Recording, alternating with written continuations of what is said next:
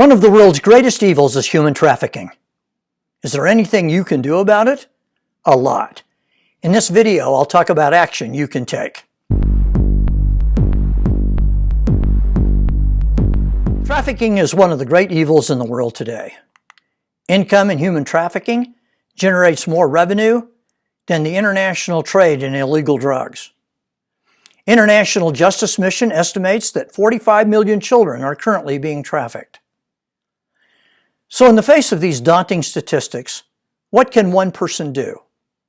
An old Christian organization had a good motto: better to light one candle than curse the darkness. And that's good counsel. Early Christians opposed gladiatorial contests, an extremely popular form of entertainment in the Roman Empire. I'm sure they often felt the fight against them was hopeless. But by the year 400, they were gone forever. Now you only see them in a Russell Crowe movie. Even more formidable was the practice of slavery. The fight against it must have seemed hopeless. Opposition to it came exclusively from Christians. In the year 380 AD, the great church father Gregory of Nyssa called slavery an unpardonable offense against God. It took many hundreds of years, but it was finally eradicated. So there's hope. So what do you do? Well, I want to recommend 5 steps that you can take. Number 1, start with proclaiming Jesus Christ and Christian doctrine. Why? Ultimately, as with gladiatorial contests or slavery, that's the only force that can defeat trafficking, the power of ideas. Every culture in history has practiced human trafficking, every single one. Just as with slavery, only one has opposed it: the Christian culture of the West. There are lots of courageous people today fighting trafficking who would not call themselves Christians, but they are products of Christian influence and the biblical worldview they hold, even if they don't know it. Raise up powerful doctrinal arguments against trafficking. What is the preeminent doctrine? It's in the first chapter of the Bible, Genesis 1:27, where God says that He created men and women in His image. And that's why in Western culture, we have always attributed infinite worth and value to every human being. We oppose trafficking because God does. And that's the best argument you can mount. All movements to end injustice and mistreatment of the poor and vulnerable begin here. I talked with a woman who founded and operated an anti-trafficking NGO in northern Thailand. She said that when she first arrived, she was in a downtown area and some businessmen asked her why she was there. She said to rescue young girls. The men said, "Isn't that what they're for?" You young women who are listening to me right now, aren't you glad that Almighty God announced in the Bible that that's not what you're for?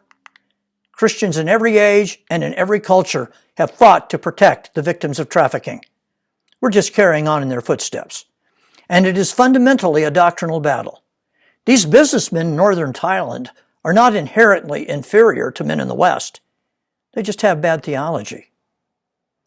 Step 2, support organizations like IJM and the hundreds of others who are battling this scourge. They can be found on the internet with a simple search. Do your research and get behind one of them. Step 3, join organizations like IJM. I knew a police officer who, along with his large family, attended my church. One Sunday he came up to me and said, "Pastor, I feel the call to missions, but all I know how to do is raise children and shoot people." He was an undercover officer. He'd been on SWAT teams. Well, he heeded God's call to the mission field. He ended up going to Southeast Asia with IJM, and he was involved in fighting trafficking, including working with local police to bust up brothels. God has specially prepared him for the ministry of busting up brothels, and He has a special ministry He's prepared you for. Step 4, start right now treating the people around you with justice and fairness. It's common in our world today to call everyone we disagree with a racist or some other pejorative. Stop condemning people and start loving them. Get rid of the injustice in your own heart. Minister to the suffering people around you. Many years ago, I was thinking to myself, that I didn't do much for poor people except talk about them. That's when my wife and I decided we would adopt children. We can't adopt all of them, but we can help some. That was more than 30 years ago, and it's one of the best decisions we ever made.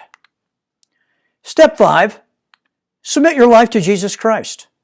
Only He can direct you into a powerful, effective life of fighting evil. If you do not have His Spirit within you, you run the risk of burning out in the face of the ubiquitous evil that is in our world.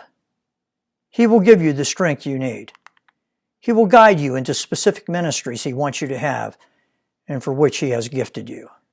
I have a video nearby on adoption if you are interested.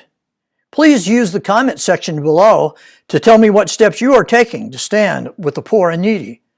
Thanks for watching. May God bless you in a mighty way.